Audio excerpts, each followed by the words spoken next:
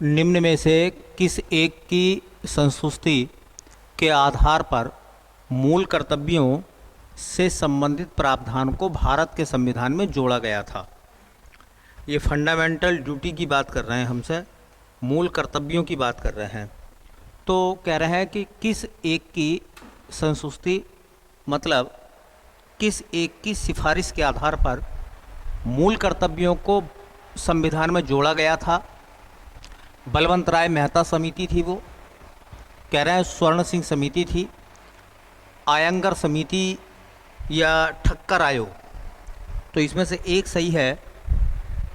मूल कर्तव्यों को भारतीय संविधान में जिस कमेटी की सिफारिश के आधार पर जोड़ा गया उस कमेटी का नाम है स्वर्ण सिंह समिति, सरदार स्वर्ण सिंह समिति।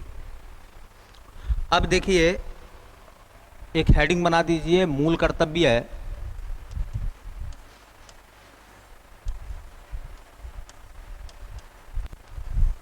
फंडामेंटल ड्यूटीज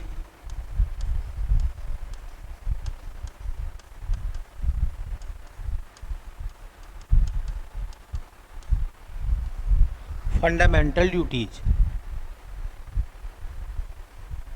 ये है हमारे हेडिंग का नाम, अर्थात मूल कर्तव्य। अब यहाँ से संबंधित जो सवाल एग्जामिनर मालूम करेगा वो कौन कौन से हो सकते हैं। पहला सवाल तो ये है कि मूल कर्तव्यों को भारतीय संविधान के किस भाग में रखा गया है। तो भाग आता बेटा 4 मूल कर्तव्य है संविधान के भाग 4 में है। दूसरी बात, मूल कर्तव्यों के लिए भारतीय संविधान में कौन सा अनुच्छेद आता है। तो अनुच्छेद का नाम होगा 51 मूल कर्तव्य किस देश के संविधान से लिए गए हैं। तो स्रोत, मूल कर्तव्यों का स्रोत क्या है। तो या तो कह दो पूर्व सोवियत संघ, पूर्व सोवियत संघ, और पूर्व सोवियत संघ को आज हम कहते हैं रूस, मतलब रसिया। तो पूर्व सोवियत संघ मतलब रूस से लिए गए हैं या रसिया से लिए गए हैं संविधान मूल कर्तव्य। हमारे मूल कर्तव्य किस कमेटी की सिफारिश पर आए हैं। तो समिति का नाम होगा सरदार स्वर्ण सिंह समिति, सरदार स्वर्ण सिंह समिति। यही सवाल हमसे एग्जामिनर ने मालूम किया है कि जो फंडामेंटल ड्यूटीज़ हैं, मूल कर्तव्य हैं, वो किस कमेटी की सिफारिश पर भारतीय संविधान में लिखे गए हैं। तो सरदार स्वर्ण सिंह समिति का नाम हो जाएगा बेटा। देखिए, कह रहे हैं किस संविधान संशोधन के तहत आए हैं। मूल कर्तव्यों को भारतीय संविधान में जोड़ा गया है। कौन सा संविधान संशोधन किया गया है इनके लिए। तो संविधान संशोधन का नंबर होता बेटा कौन सा। देखिए, 42वां संविधान संशोधन, 42वां संशोधन 1976। 42वें संविधान संशोधन 1976 के तहत मूल कर्तव्यों को भारतीय संविधान में जोड़ा गया, रखा गया। अब सवाल ये आता है, बहुत इंपॉर्टेंट क्वेश्चन बन जाएगा ये, कि बताइए जिस समय भारतीय संविधान में मूल कर्तव्यों को जोड़ा गया था उस समय देश में प्राइम मिनिस्टर कौन था। मूल कर्तव्यों को जिस समय भारतीय संविधान में जोड़ा गया उस समय देश में प्रधानमंत्री कौन था। जिस समय 76वां संविधान संशोधन हुआ था, 42वां संविधान संशोधन हुआ था 1976 में, तो देश में किसकी सरकार थी, प्रधानमंत्री का नाम क्या था। तो इंदिरा गांधी। ये भी सवाल एग्जामिनर ने एक बार मालूम किया है कि जिस समय भारतीय संविधान में मूल कर्तव्यों को जोड़ा गया था उस समय देश में प्रधानमंत्री का नाम क्या था, उस समय देश में प्रधानमंत्री कौन थे या कौन थी। तो इंदिरा गांधी। राष्ट्रपति कौन थे, राष्ट्रपति कौन थे। तो फखरुद्दीन अली अहमद, फखरुद्दीन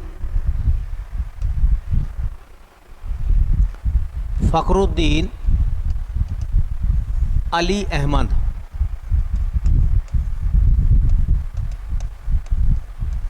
वो देश के राष्ट्रपति थे। अच्छा बताओ, मूल कर्तव्यों की संख्या कितनी थी?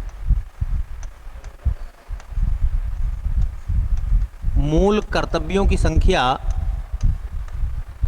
देखिए ये दो प्रकार से सवाल बनेगा। प्रारंभ में जिस समय फंडामेंटल ड्यूटीज को 1976 में भारतीय संविधान में लिखा गया था, तो उस समय 10 मूल कर्तव्य थे और वर्तमान में इनकी संख्या, वर्तमान में मूल कर्तव्यों की संख्या कितनी है बेटा? 11 है। अच्छा देखो, जो मूल कर्तव्य हैं, पहले थोड़ी सी चर्चा कर लेते हैं, 1 मिनट की चर्चा। भारतीय संविधान में मूल कर्तव्य नहीं थे, मूल संविधान में मूल कर्तव्य नहीं थे, बल्कि मूल कर्तव्यों को तो 1976 में लेकर आए थे। संविधान के निर्माताओं ने मूल कर्तव्यों को भारतीय संविधान में जगह नहीं दी गई, जगह नहीं दी, मतलब उसको नहीं लिखा गया। उन्हें विश्वास था कि देश का हर एक नागरिक देश के प्रति अपने कर्तव्यों का पालन करेगा। लेकिन समय के साथ साथ लोगों ने देश से अधिकार तो मांगे, देश के प्रति अपने अधिकारों की मांग तो उन्होंने उठाई, लेकिन देश के प्रति वो अपने कर्तव्यों को भूल बैठे। इसलिए भारतीय संविधान में 1976 में जाकर मूल कर्तव्यों को जोड़ा गया। शुरू में मूल कर्तव्यों की संख्या भारतीय संविधान में 10 रखी गई, लेकिन बाद में एक मूल कर्तव्य और जोड़ा गया जो कि 11वां मूल कर्तव्य था। मूल कर्तव्य देश के प्रति हर एक इंसान के जो काम है, देश के प्रति जो काम है, उनसे संबंधित है। ठीक है, मूल कर्तव्य जैसे राष्ट्र के प्रति निष्ठा रखें, राष्ट्रीय ध्वज का सम्मान करें, उन आदर्शों का सम्मान करें जिन्होंने आज़ादी के लिए अपने प्राणों की आहुतियाँ दी हैं, देश की रक्षा करें, हिंसा से दूर रहें, पर्यावरण को बढ़ाने का काम करें, उसका संरक्षण करें। इसी तरीके से 11 मूल कर्तव्य हैं। एक हमें लिखना होता है, पेपर में आता 11वां मूल कर्तव्य, 10 नहीं लिख रहे हैं, केवल एक लिख रहे हैं, वो है 11वां मूल कर्तव्य। 11वां मूल कर्तव्य क्या है? 11वां मूल कर्तव्य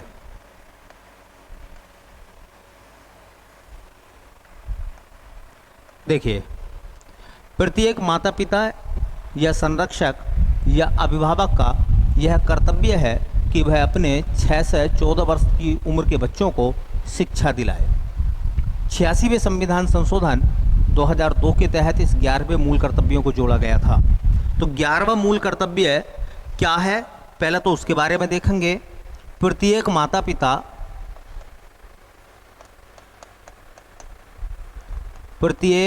पिता या संरक्षक या अभिभावक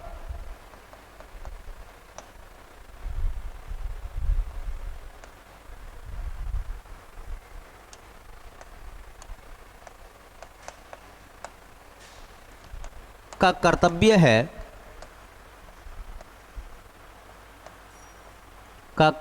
है कि वह अपने 6 से 14 वर्ष की आयु के बच्चों को शिक्षा दिलाए।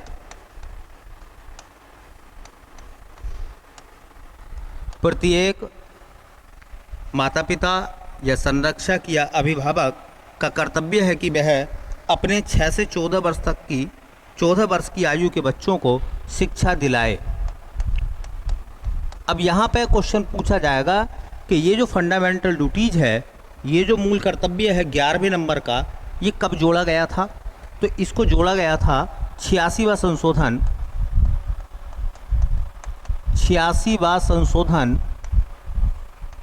2002 में। इसको जोड़ा गया था 86वां संविधान संशोधन 2002 में। फंडामेंटल ड्यूटीज़ के संबंध में, मूल कर्तव्यों के संबंध में जितने भी इम्पोर्टेंट क्वेश्चन हैं वो मैंने सभी इस स्टेप में बता दिए हैं। इनको अच्छे से तैयार कर लें। अगर कोई भी क्वेश्चन उठेगा तो 99% जवाब यहीं से मिल जाएगा आपको। मूल कर्तव्य भारतीय संविधान के किस भाग में आते हैं? तो भाग 4 का। मूल कर्तव्य भारतीय संविधान के किस अनुच्छेद में आते हैं? तो 51 का। मूल कर्तव्य किस देश से लिए गए हैं? तो पूर्व सोवियत संघ, या उसको हम बोलते हैं बेटा आज कहते हैं रूस। मूल कर्तव्य किस कमेटी की सिफारिश पर आए हैं? तो सरदार स्वर्ण सिंह समिति की रिपोर्ट पर। इसके लिए कौन सा संविधान संशोधन किया गया था? तो 42वां संविधान संशोधन 1976। मूल कर्तव्य जिस समय संविधान में जोड़े गए थे तो उस समय देश में प्रधानमंत्री कौन थी? तो इंदिरा गांधी। उस समय देश के राष्ट्रपति कौन थे? तो फखरुद्दीन अली अहमद। मूल कर्तव्यों की संख्या प्रारंभ में कितनी थी बेटा? 10। और आज कितने मूल कर्तव्य हैं हमारे? 11। 11वां मूल कर्तव्य कब जोड़ा गया था? तो 11वां मूल कर्तव्य जोड़ा गया था 86वां संविधान संशोधन 2002 में। ठीक है। और इसमें क्या कहा गया था कि प्रत्येक माता पिता या संरक्षक या अभिभावक का कर्तव्य है कि वह अपने 6 से 14 वर्ष की आयु के बच्चों को शिक्षा दिलाए। ठीक है। तो इतने क्वेश्चन यहाँ से बन सकते हैं जो इम्पोर्टेंट हैं। अगर आप इस तरीके से क्वेश्चनों को देख लोगे तो जो भी सवाल मिलेगा आगे आने वाले एग्ज़ाम में जूनियर असिस्टेंट के, अगर मूल कर्तव्य से सवाल आएगा तो 99% उसका जवाब इसी में से आपको मिल जाएगा। ठीक है। चलिए अगला क्वेश्चन देखते हैं बेटा। अगले क्वेश्चन में कह रहे थे कि वर्ष 2016 में सर्वश्रेष्ठ वृत्ति चित्र श्रेणी में किसने ऑस्कर प्राप्त किया? अब ये सवाल जो ना वो 2016 का है और हमें 2016 का सवाल नहीं तैयार करना है ना, हमें तैयार करना है, हाँ हमें तैयार करना है वर्तमान का करंट अफेयर्स का। ठीक है। तो ये चूँकि सवाल जो है वो ऑस्कर से संबंधित है, इसलिए इस सवाल को इस तरीके से बना लीजिए कि आगे आने वाले समय में क्वेश्चन अगर पूछा जाएगा तो इस तरीके से मिलेगा। एक हेडिंग बना दीजिए, ऑस्कर अवार्ड पाने वाले भारतीय।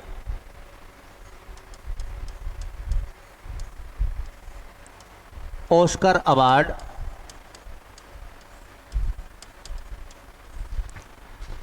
पाने वाले भारतीय।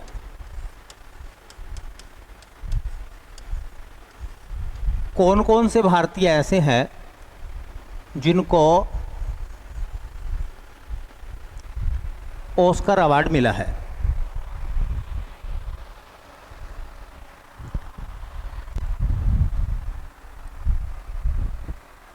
देखिए, ऑस्कर अवार्ड पाने वाले भारतीयों में उन व्यक्ति का नाम क्या है, किस समय पर उनको ऑस्कर अवार्ड मिला था, किस क्षेत्र में उनको ऑस्कर अवार्ड दिया गया था।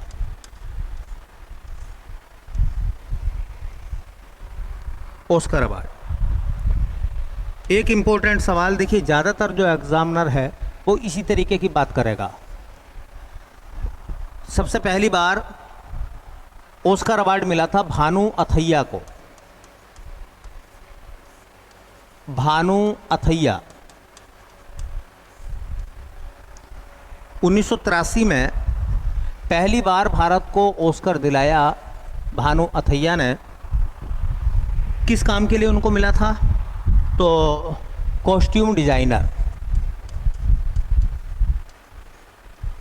Costume designer. उस समय एक पिक्चर आई थी गांधी, तो गांधी का जो कॉस्ट्यूम डिजाइन था, कॉस्ट्यूम कपड़े जो होते हैं ना उनको कहते हैं, वो डिजाइन करे थे भानु अथैया ने। फीमेल है, महिला है। सवाल ऐसे भी पूछा जाएगा, ये इम्पोर्टेंट है कि भारत में पहली बार ऑस्कर किसको मिला? भानु अथैया को। भारत में ऑस्कर पाने वाली पहली महिला का नाम क्या है? तो भानु अथैया, वो फीमेल हैं। ऐसे देखिए, दूसरे ऑस्कर का सम्मान पाने वाले भारतीय का नाम था, हाँ, सत्यजीत रे। सत्यजीत रे ये पुरुष हैं और 1992 में उनको मानद पुरस्कार दिया गया, ऑस्कर का मानद। पहले पुरुष जिनको ऑस्कर मिला तो सत्यजीत रे। ये तो दो ऑप्शन है, कंफ्यूज करते हैं बच्चों को। ये क्वेश्चन जो है वो पहला व्यक्ति या पहली महिला भानु अथैया जिनको ऑस्कर मिला, पहले पुरुष जिनको ऑस्कर मिला उनका नाम है सत्यजीत रे, वो पहले पुरुष हैं। ये भी याद रखना, ये दो ही नाम आते हैं ज़्यादातर एग्जाम में, अधिकांश एग्जाम में यही दो नाम आएंगे ऑस्कर के मामले में। तीसरे व्यक्ति का नाम, उनका नाम है रेसुल पुकुट्टी। रेसुल पुकुट्टी, उनको 2009 में ध्वनि मिश्रण के लिए, इसको कहते हैं साउंड मिक्सिंग, साउंड मिक्सिंग के लिए रेसुल पुकुट्टी को ऑस्कर मिला था। ठीक है, एक फिल्म आई थी स्लम डॉग मिलेनियर, ठीक है, उस फिल्म में साउंड मिक्सिंग के लिए उनको दिया गया था अवार्ड रेसुल पुकुट्टी को। एक क्वेश्चन, एक व्यक्ति, वो लेखक हैं गुलजार,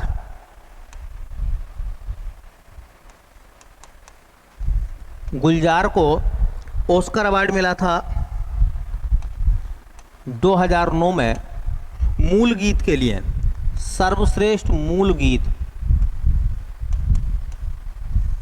सर्वश्रेष्ठ मूल गीत।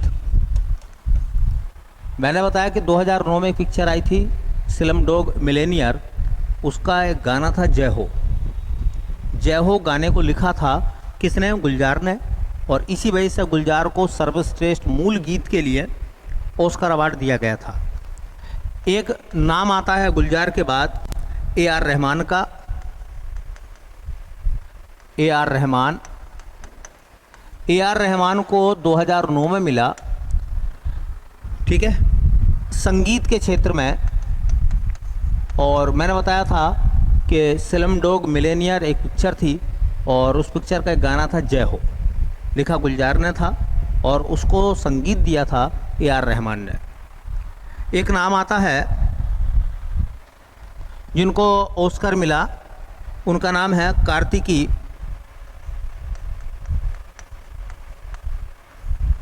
कार्तिकी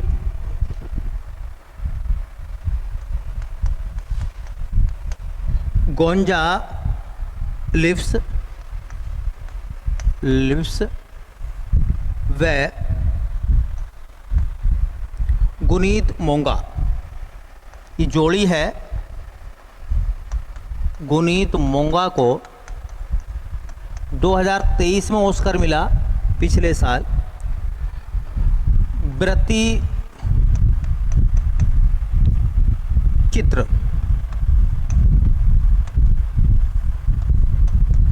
लघु के लिए, जो शॉर्ट फिल्में होती हैं ना, शॉर्ट फिल्म के लिए मिला था गुनीत मोंगा को।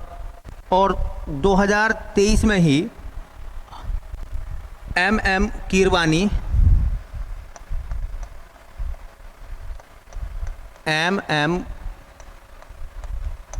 कीरवानी व चंद्र बोस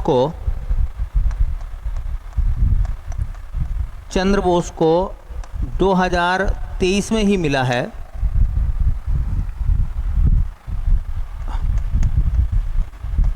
नाटू गीत के लिए। एक फिल्म आई थी RRR, उस फिल्म का गाना था नाटू नाटू। तो उसका जो ओरिजिनल सॉन्ग जिस भाषा में है, उस भाषा के एम कीरवानी और चंद्र बोस को नाटू नाटू गाने के लिए ऑस्कर दिया गया। एग्ज़ाम के दृष्टिकोण से इम्पोर्टेंट क्वेश्चन आपके लिए शुरू के दो हैं। भानु अथैया को पहली बार मिला था 1983 में कॉस्ट्यूम डिजाइनर के लिए, गांधी पिक्चर के लिए। सत्यजीत रे को 1992 में मिला था, मानद पुरस्कार मिला था। बाकी नाम ये 2023 के याद रखना, गुनीत मोंगा को और कीरवानी को, इन दोनों को जो है ऑस्कर मिला है। बस आप एक बात और नोट कर लीजिए जो कि इम्पोर्टेंट है, फिल्म क्षेत्र का सबसे बड़ा पुरस्कार, विश्व का सिनेमा जगत का, विश्व का सिनेमा जगत का सबसे बड़ा पुरस्कार, उसका नाम है ऑस्कर।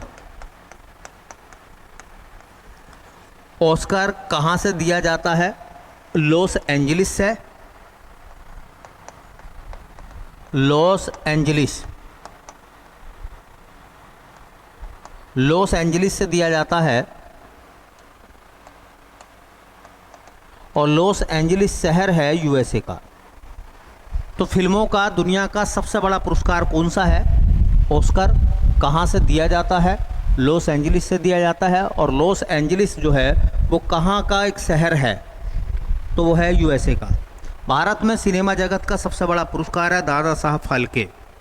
भारत में फिल्मों का सबसे बड़ा पुरस्कार है दादा साहब फाल्के। और दुनिया का सबसे बड़ा फिल्मों का जो अवार्ड है वो है ऑस्कर। ठीक है, तो विश्व का सिनेमा जगत का सबसे बड़ा पुरस्कार, दुनिया में फिल्मों का सबसे बड़ा पुरस्कार ऑस्कर, लॉस एंजलिस अमेरिका से दिया जाता है। और कौन कौन से भारतीय हैं जिनको ये सम्मान मिला था? अब ये कह रहे थे कि वर्ष 2016 में सर्वश्रेष्ठ वृत्ति चित्र श्रेणी में किसने ऑस्कर प्राप्त किया था? ए.आर. रहमान ने। ए.आर. रहमान का 2009 का है। आसिफ कपाड़िया ने, दीपा मेहता ने, आर वाल्की ने। तो आसिफ कपाड़िया को मिला था। अभी 2016 वाला हमें याद रखने की कोई आवश्यकता नहीं है, क्योंकि इससे जुड़ा हुआ कोई भी सवाल हमसे नहीं पूछा जाएगा। हाँ, भारत में अब तक कितने लोगों को ऑस्कर मिला है? वो 7 लोग हैं, उनके नाम मैंने नोट करा दिए हैं। ठीक है, तो ये क्वेश्चन आप ध्यान में रखें।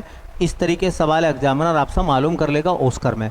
हाँ, ऑस्कर में वो सवाल करंट अफेयर्स में पूछे जाते हैं, जो सवाल जैसे 2024 में किस किस को ऑस्कर दिया गया है, कौन सी सर्वश्रेष्ठ फिल्म थी, सर्वश्रेष्ठ डायरेक्टर, सर्वश्रेष्ठ एक्टर, सर्वश्रेष्ठ एक्ट्रेस, ये 4 कॉलम तो कम से कम हमें याद रखने होते हैं।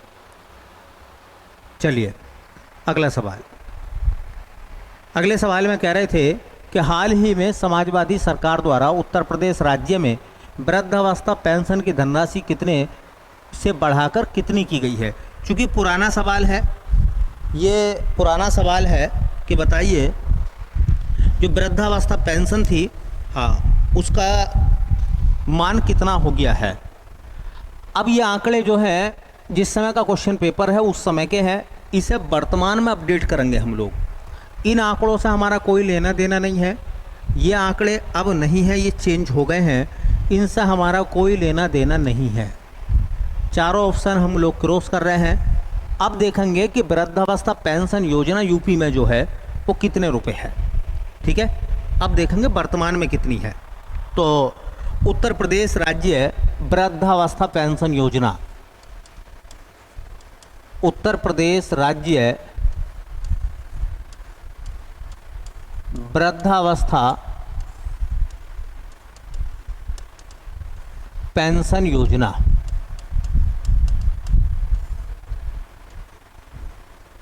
देखिए आपको पता होगा कि सरकारी सेवाएं हों या प्राइवेट सेवाएं हैं हों, उनमें रिटायर की उम्र कितनी है?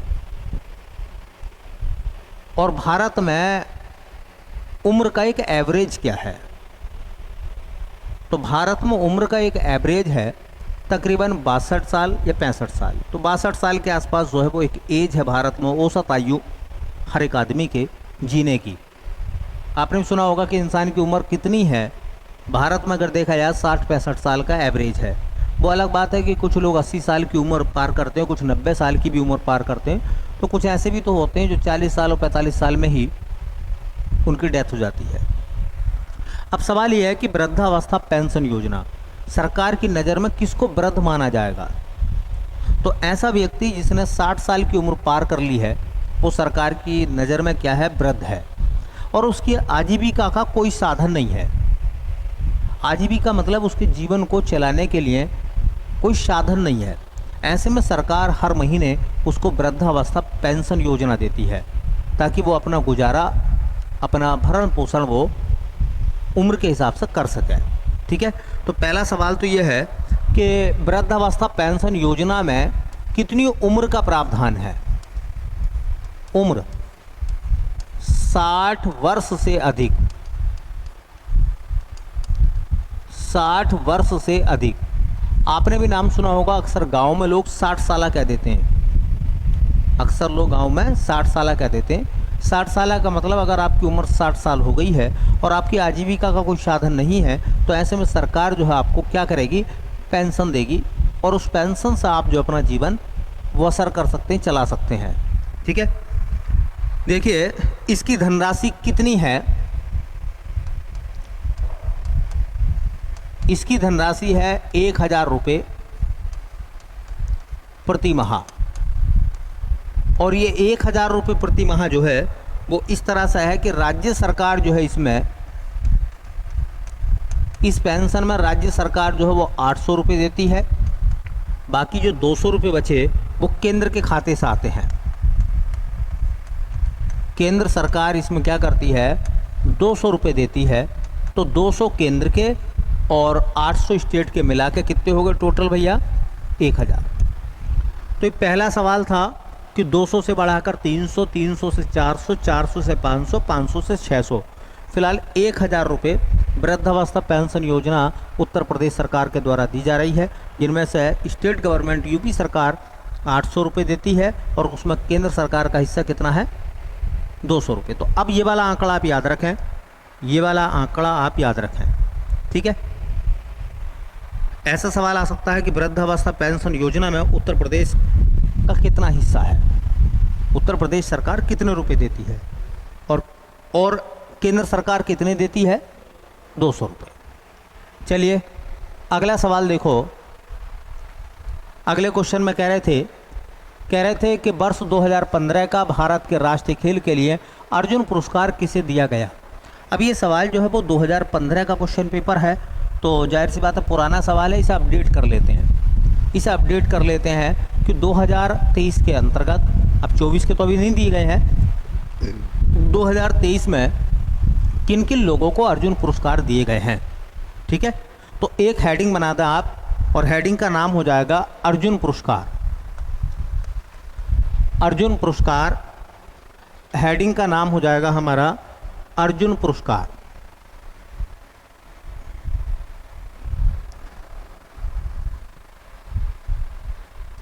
हमारे हेडिंग का नाम हो जाएगा बेटा अर्जुन पुरस्कार।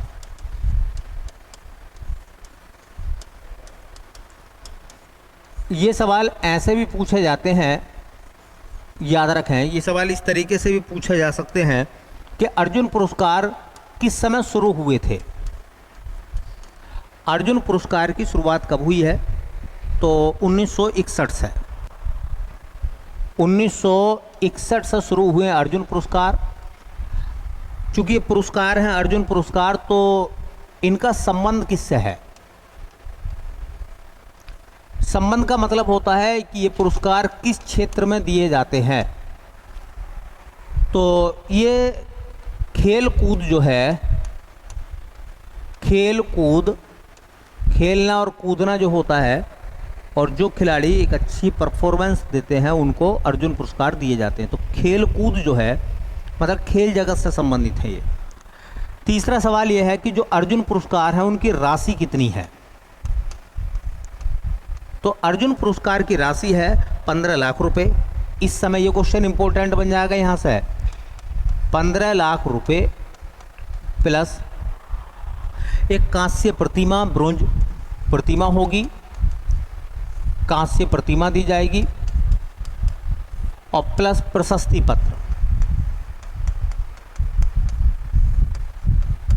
एक डॉक्यूमेंट्स होगा वो दिया जाएगा। ठीक है, तो ये भी सवाल आ सकता है कि बताइए वर्तमान में अर्जुन पुरस्कार की धनराशि कितनी है। तो वो कितनी है भैया, 15 लाख रुपए। 15 लाख रुपए दिए जाते हैं सरकार की तरफ से। अब सवाल ये आता है कि देखिए 2023 में अर्जुन पुरस्कार कितने लोगों को मिले हैं। तो अर्जुन पुरस्कार 2023 में, तो 2023 में अर्जुन पुरस्कार के विजेता कितने हैं, या यूं कहें कि अर्जुन पुरस्कार पाने वाले कुल खिलाड़ी कितने हैं। 2023 में अर्जुन पुरस्कार पाने वाले कुल खिलाड़ियों की संख्या है 26। 26 खिलाड़ियों को अर्जुन पुरस्कार मिला है। अब ये 26 खिलाड़ी आपको याद नहीं रखने हैं, 3-4 नाम पढ़ लो जो ज़्यादा इम्पोर्टेंट हैं। जो ज़्यादा इम्पोर्टेंट नाम हैं वो पढ़ लीजिए आप। ठीक है, तो कौन कौन से खिलाड़ी हैं। एक नाम इम्पोर्टेंट है, आ जाएगा पेपर में, मोहम्मद शमी। मोहम्मद शमी कौन सा खेल खेलते हैं वो, क्रिकेट, है ना। उत्तर प्रदेश के अमरोहा ज़िले के रहने वाले हैं, उनका होम डिस्ट्रिक्ट है अमरोहा।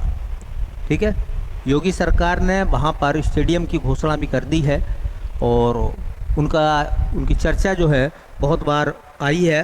और ये नाम इम्पोर्टेंट है आपके लिए। मोहम्मद शमी को कौन सा खेल पुरस्कार दिया गया था 2023 में, अर्जुन पुरस्कार। कौन सा खेल खेलते हैं वो, क्रिकेट। उत्तर प्रदेश अमरोहा के रहने वाले हैं। ठीक है, और विश्व कप जो हुआ था 2023 में उन्होंने एक अच्छी परफॉर्मेंस दी थी। ऐसे देखिए एक खिलाड़ी का नाम है पारुल चौधरी। पारुल चौधरी एथलेटिक्स हैं वो।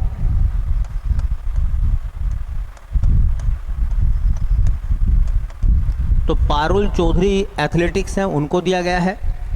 ठीक है, उत्तर प्रदेश के मेरठ से आती हैं पारुल चौधरी और एशियन गेम्स में उन्होंने अच्छी परफॉर्मेंस दी थी।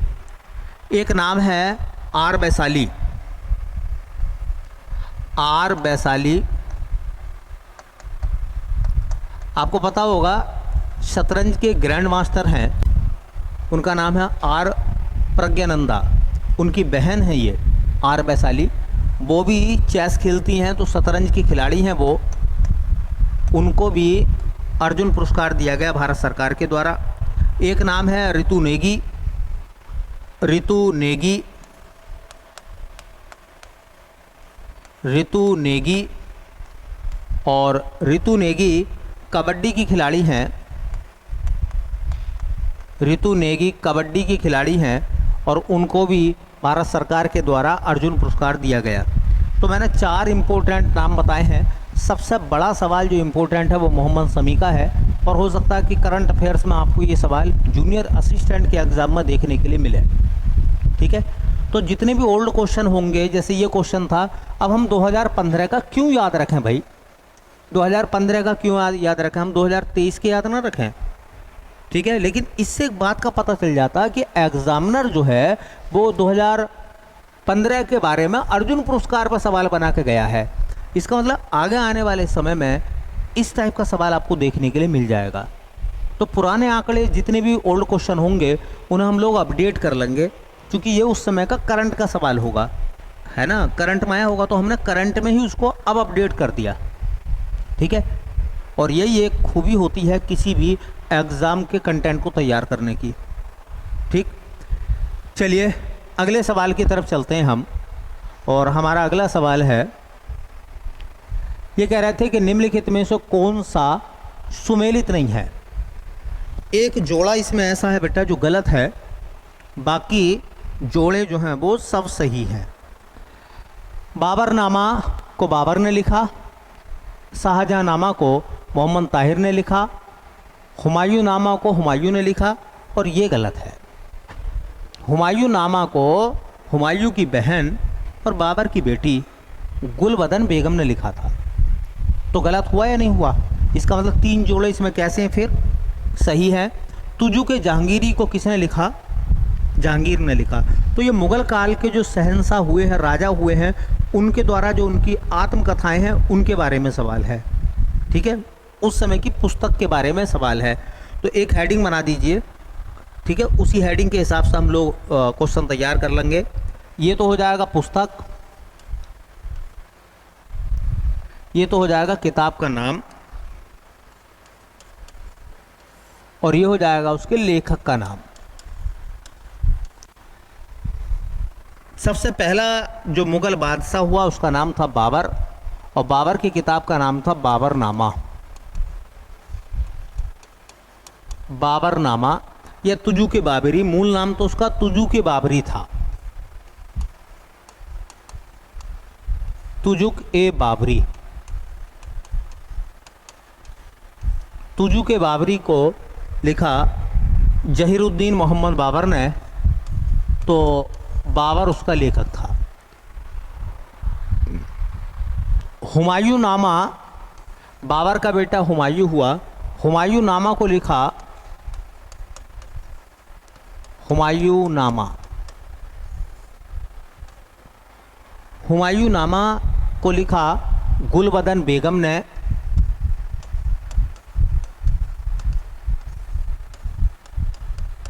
ये गुलबदन बेगम कौन थी? तो गुलबदन बेगम जो थी वो बाबर की बेटी थी और हुमायूं की बहन थी। हुमायूं नामा के 2 हिस्से हैं। पहले भाग में गुलबदन बेगम ने अपने पिता बाबर के बारे में लिखा है, और हुमायूं नामा के दूसरे हिस्से में उसने अपने भाई हुमायूं के बारे में लिखा है। देखिए, हुमायूं के बाद में हुमायूं का बेटा हुआ अकबर। हुमायूं का बेटा हुआ अकबर, अकबरनामा, अकबरनामा, या उसको हम कह सकते हैं आईने अकबरी। आईने अकबरी। आईने अकबरी को लिखा है अबुल फजल ने। अबुल फजल। अकबर का बेटा हुआ जहांगीर। तुजुक ए जहांगीरी, तुजुक ए जहांगीरी को खुद जहांगीर ने लिखा है। जहांगीर का बेटा हुआ शाहजहां, तो शाहजहां नामा, शाहजहां नामा को देखो लिखा है मोहम्मद ताहिर ने। मोहम्मद ताहिर।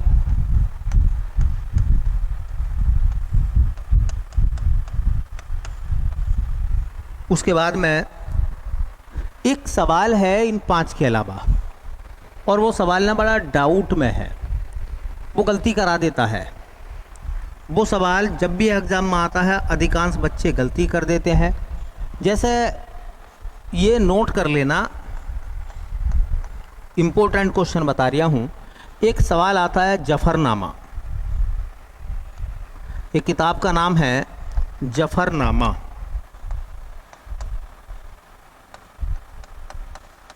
एक किताब का नाम है बेटा जफरनामा। अब बहादुर शाह जफर उसका लेखक है। जफरनामा को किसने लिखा है? कोई बताएगा जफरनामा को किसने लिखा है? अच्छी किताब है, बहुत अच्छी किताब है। तो जफरनामा को लिखा था गुरु गोविंद सिंह ने।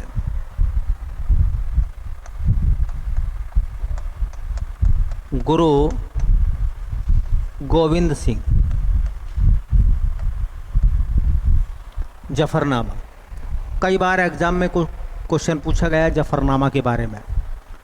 तो बाबरनामा या तुजुक बाबरी को लिखा बाबर ने, हुमायूं नामा को लिखा गुलबदन बेगम ने, अकबरनामा या आईने अकबरी को लिखा अबुल फजल ने, तुजुक जहांगीरी को लिखा जहांगीर ने, शाहजहां नामा को लिखा मोहम्मद ताहिर ने, और जफरनामा चूँकि इम्पोर्टेंट किताब है इसको लिखा गुरु गोविंद सिंह ने। गुरु गोविंद सिंह। चलिए अगला क्वेश्चन देखते हैं। अगले क्वेश्चन में लिखा गया है भैया भारतीय संविधान के अनुच्छेद 368 का संबंध किससे है? वित्त आयोग के गठन से है, संविधान संशोधन प्रक्रिया से है, आपातकालीन उपबंध से है, निर्वाचन आयोग के गठन से है। बताओ, आप बताओ क्या इसका आंसर लगाएंगे हम लोग? हैं? ऑप्शन बी, संविधान संशोधन की प्रक्रिया, अनुच्छेद 368। ठीक है, देखिए इस वाले क्वेश्चन के लिए हमें क्या क्या तैयार करना होगा, बहुत इम्पोर्टेंट बात है। हम लोग क्या क्या तैयार करें और क्या क्या इसके बारे में हम छोड़ दें। एक हेडिंग बनाएंगे हम लोग, संविधान संशोधन। संविधान संशोधन।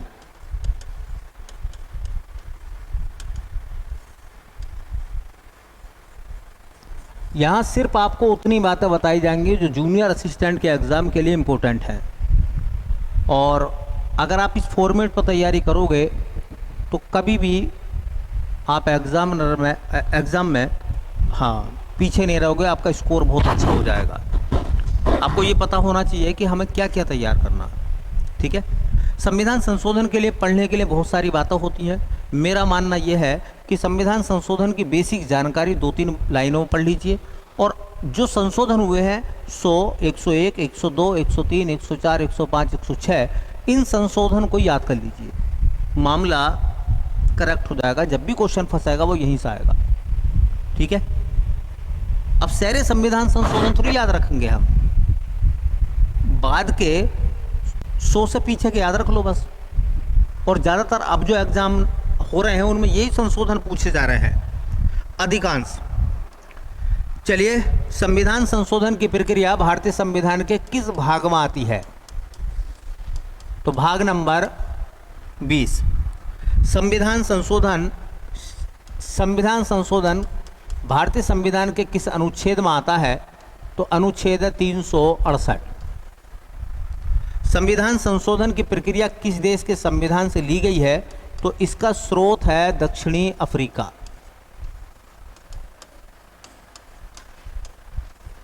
दक्षिणी अफ्रीका। संविधान संशोधन कितने प्रकार के होते हैं? तो संविधान संशोधन होते हैं 3 प्रकार के।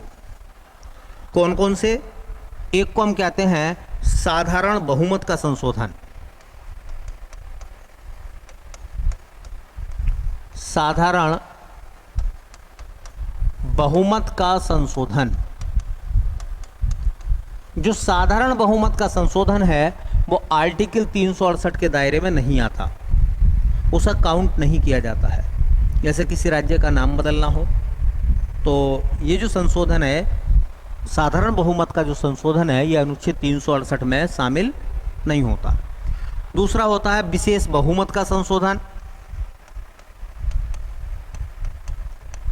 विशेष बहुमत का संशोधन, इसमें संसद के 2/3 लोग शामिल होते हैं। एक होता है विशेष बहुमत। विशेष बहुमत वह आधे से अधिक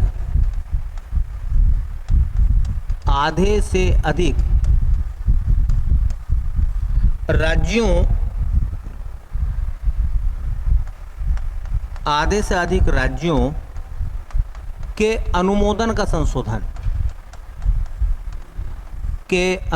का संशोधन। इसका मतलब ये होता है कि इसको पास करने के लिए संसद के 2/3 लोगों की आवश्यकता होती है, और उसके बाद आधे से ज़्यादा राज्यों की परमिशन की ज़रूरत होती है। जैसे जीएसटी आया था अभी, तो जीएसटी को जब पास करा गया था तो पहले संसद ने उसको पास करा, फिर उसके बाद में वो राज्यों के लिए गया, तो आधे से ज़्यादा राज्यों की परमिशन ली गई थी उसको पास कराने के लिए, तब वो देश में बाद में चलकर लागू हुआ। तो ये तो संविधान संशोधन के संबंध में बेसिक जानकारी हो गई। ठीक है, अब हमें क्या करना है, वो संशोधन देखने हैं जो 100 से पीछे के हैं। ठीक है, क्योंकि जो करंट में चीज़ें चलती है ना, ज़्यादातर वही पूछी जा रही हैं अब। तो 100 से शुरू बात हम करेंगे सो सब पीछे के कौन कौन से संशोधन आपको याद रखने हैं। रफ कर दें इतने हिस्से को, ठीक है। देखिए कौन कौन से संशोधन हमारे लिए इम्पोर्टेंट हैं वो हमें देखना है। 100वां संविधान संशोधन, 100वां संविधान संशोधन, 100वां संविधान संशोधन 2015।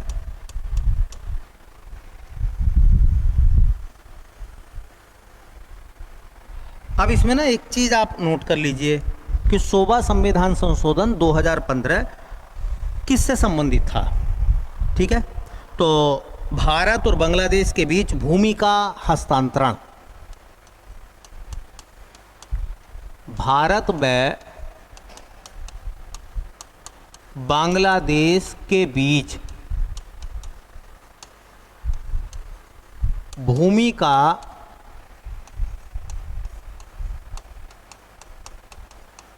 हस्तांतरण। आपने सुना होगा कि सीमाओं को, है ना, सही करने के लिए कुछ हिस्से भारत ने बांग्लादेश को दिए थे और कुछ बांग्लादेश ने भारत को दिए थे। कुछ भारत ने बांग्लादेश को और कुछ बांग्लादेश ने भारत को दिए थे। तो उसके लिए संविधान में कौन सा संशोधन हुआ था? 100वां संविधान संशोधन।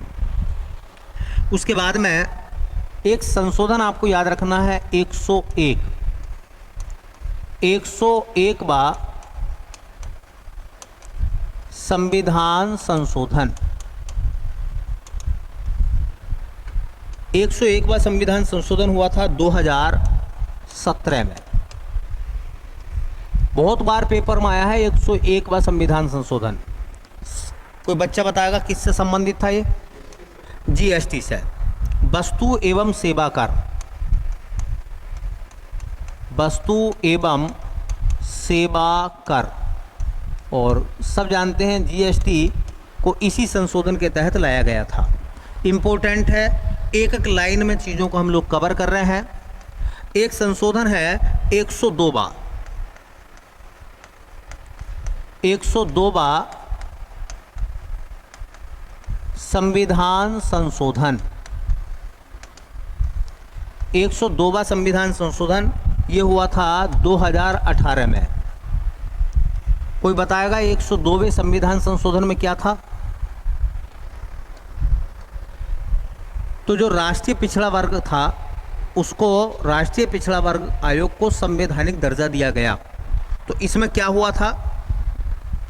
राष्ट्रीय पिछड़ा वर्ग आयोग को राष्ट्रीय पिछड़ा वर्ग आयोग को संवैधानिक दर्जा दिया गया। संवैधानिक दर्जा दिया गया।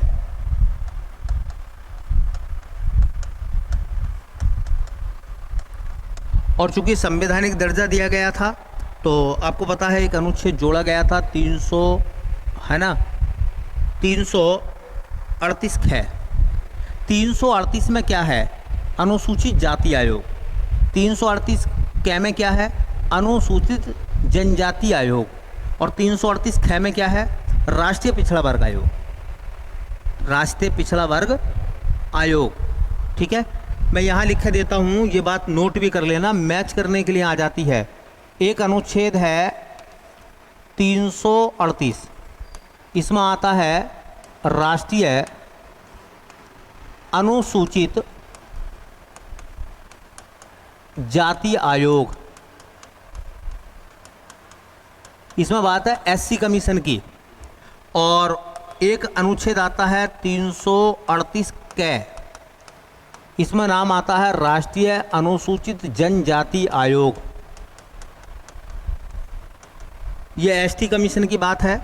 और ये जो संशोधन हुआ था 102वां, इसके तहत 338 ख एक आर्टिकल जोड़ा गया, राष्ट्रीय पिछड़ा वर्ग आयोग। राष्ट्रीय पिछड़ा वर्ग आयोग, ये तीन बातें याद रखना। ये एससी कमीशन है, या एसटी कमीशन, और ये ओबीसी कमीशन है, ठीक है। तो राष्ट्रीय पिछड़ा वर्ग आयोग को संवैधानिक दर्जा देने के लिए कौन सा संविधान संशोधन हुआ था? 102 बार। 103वां संविधान संशोधन याद है किसी को? 103वां संविधान संशोधन किससे संबंधित है? 103वां संविधान संशोधन, ये बस याद रखनी है, छोटी छोटी बात है। 103वां संविधान संशोधन हुआ था 2019 में। 2019 में 103वां संविधान संशोधन हुआ और इसके अंतर्गत क्या हुआ था? सामान्य वर्ग के आर्थिक रूप से पिछड़े लोगों को 10% का आरक्षण दिया गया। ठीक है, तो देखिए, सामान्य वर्ग के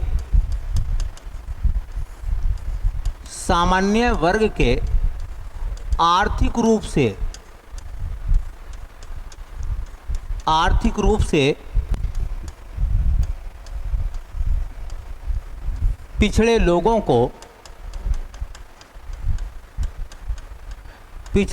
को 10% का आरक्षण, 10% का रिजर्वेशन दिया गया। इंपॉर्टेंट है। 104वां संविधान संशोधन हुआ। 104वां संविधान संशोधन ये हुआ 2019 में।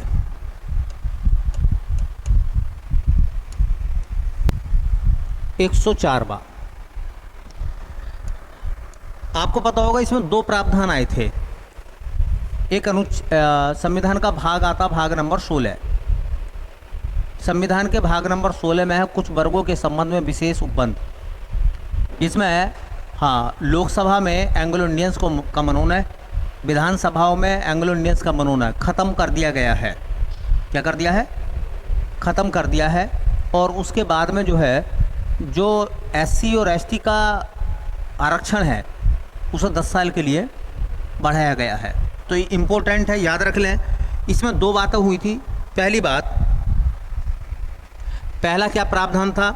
लोकसभा व विधानसभा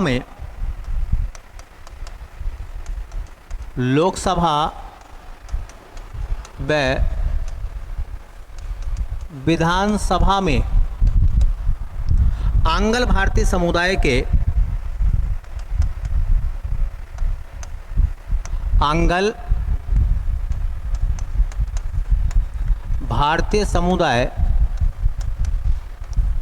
के आरक्षण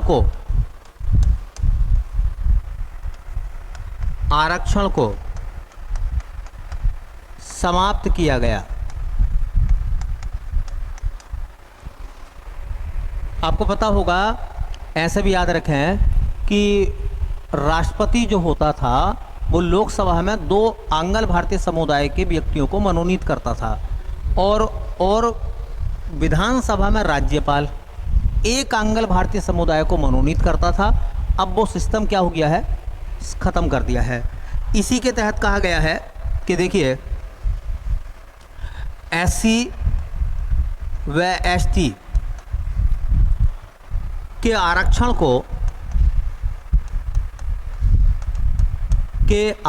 को 10 वर्ष के लिए बढ़ाया गया है। देखिए, एससी और एसटी का जो रिजर्वेशन है लोकसभा में और विधानसभाओं में, वो रिजर्वेशन 10 साल के लिए बढ़ गया है। अब 2030 तक ये रिजर्वेशन रहेगा। कब तक? सरकार फिर कोई संशोधन करेगी और एससी एसटी का जो रिजर्वेशन हो सकता है उसके बाद में फिर 10 साल के लिए बढ़ा दें। ठीक है, तो ये भी ज़रूर याद रखना है। ये 104वां संविधान संशोधन है, बहुत इम्पोर्टेंट है। 105वां संविधान संशोधन, 104 हो गए, 105वां संविधान संशोधन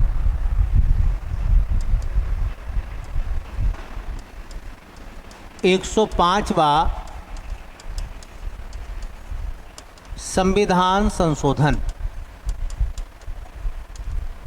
105वां संविधान संशोधन 2021 में आया। रट्टा मार दीजिए, जूनियर असिस्टेंट का एग्ज़ाम जब होगा तो इसी तरीके के सवाल आपको देखने के लिए मिलेंगे। ये जो संशोधन है इम्पोर्टेंट हैं, सब इम्पोर्टेंट संशोधन है। ये क्वेश्चन यहाँ से कुछ ना कुछ आपको ज़रूर मिलेगा, ठीक है, कुछ ना कुछ यहाँ से ज़रूर मिलेगा। और मैंने कई बार बोला भी है कि पहले जब आप तैयारी कर लेते हैं, एक बार अच्छे से तैयारी कर लेते हैं, तब आपको पता चलता है कि जो यहाँ पढ़ाया जाता है उनमें से कितनी चीज़ें आपको एग्ज़ाम में देखने के लिए मिलती हैं। हम अंधाधुंध नहीं पढ़ाते, ठीक है, बहुत छोटा पढ़ाते हैं, इम्पोर्टेंट चीज़ें पढ़ाते हैं। और वही अगर आपने तैयार कर ली तो समझ लो उससे संबंधित ही क्वेश्चन एग्ज़ाम में देखने के लिए मिलते हैं। बस आपको तैयारी करते रहना लगातार, ठीक है। देखिए, हमने तो उसके लिए भी, जो बच्चे नहीं आ सकते, मैंने कहा ठीक है भाई आप यूट्यूब पर पढ़ लीजिए, ठीक है। अब यूट्यूब पे बच्चे लिखते हैं, बोले भाई साहब क्लास रेगुलर रखो, क्लास रेगुलर रखिए। क्लास रेगुलर रहेगी, उनकी भी तो जिम्मेदारियां हैं, है ना, कि वो पूरी क्लास खुद भी अटेंड करें, अपने दोस्तों को भी जोड़ें, तभी जो है कहानी आगे बढ़ती है, ठीक है। चलिए, 105वां संविधान संशोधन किससे संबंधित है? सामाजिक और शैक्षिक रूप से, सामाजिक व शैक्षिक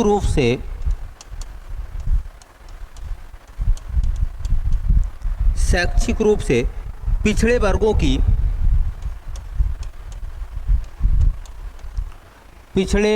की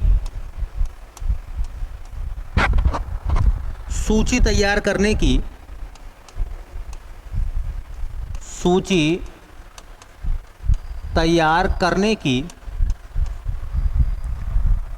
राज्य सरकारों की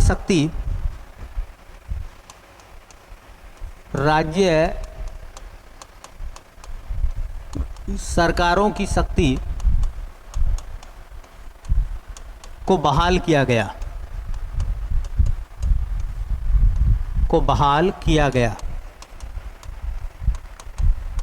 इसमें वही था कि जो सामाजिक और शैक्षिक रूप से पिछड़े लोग हैं उनकी एक सूची बनाई जाएगी, किसके द्वारा? राज्य सरकारों के द्वारा। केंद्र नहीं बनाएगा बल्कि राज्य सरकारें उस सूची को बनाया करेंगी।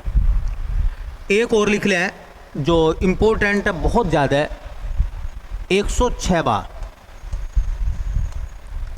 संविधान संशोधन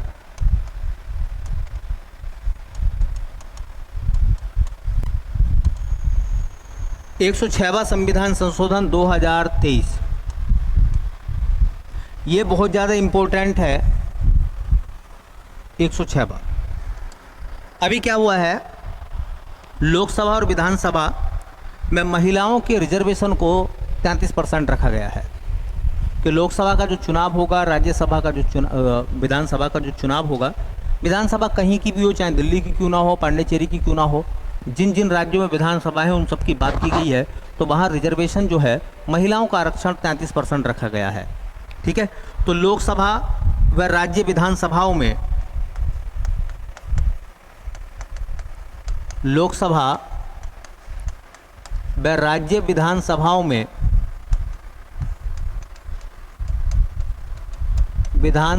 में महिलाओं को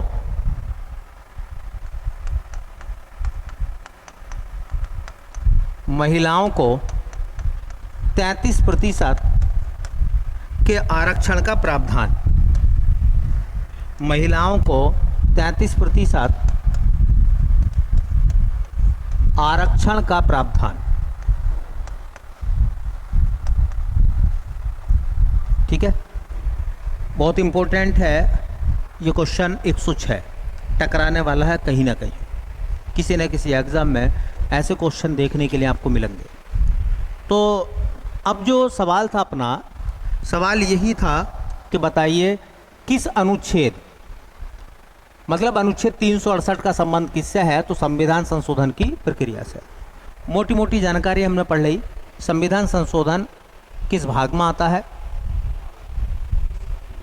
भाग 20। अनुच्छेद 368 किस देश से लिया गया है? दक्षिण अफ्रीका से। कितने प्रकार के संशोधन होते हैं? 3 प्रकार के। साधारण बहुमत का संशोधन, विशेष बहुमत का संशोधन, विशेष बहुमत और आधे से अधिक राज्यों की अनुमति या अनुमोदन का संशोधन। 3 हो गए। और अब तक जो है संविधान में 106 संशोधन हो चुके हैं, जिनमें से हमने कौन कौन से पढ़े? 100, 101, 102, 103, 104, 105 और 106।